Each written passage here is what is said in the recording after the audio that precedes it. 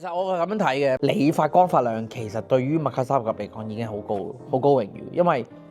based on 我哋呢個 community， 我哋唔靠政府，唔靠其他人嘅情況下，我哋大家可以各自做到一啲好嘅成績出嚟，which is 係有目共睹嘅，即係 Rex 又好啊，或者大家會翻嚟，即係 exactly 會 recall 會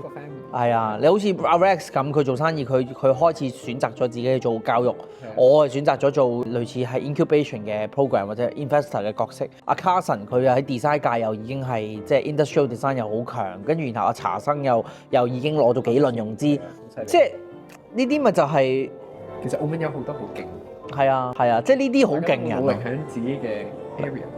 我識嘅好多嘅商家其實都係 based on 我哋當時候喺麥卡三級認識，然後慢慢大家增長出嚟嘅。咁 even 你都係，我相信喺5年至10年後，你會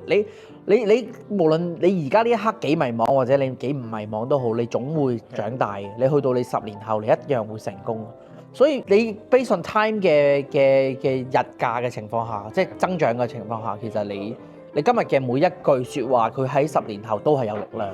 even 我哋今日做 podcast 但係我都急㗎，到你一定要急㗎。你而家你急到26、27歲，好心急㗎。我每日瞓覺前諗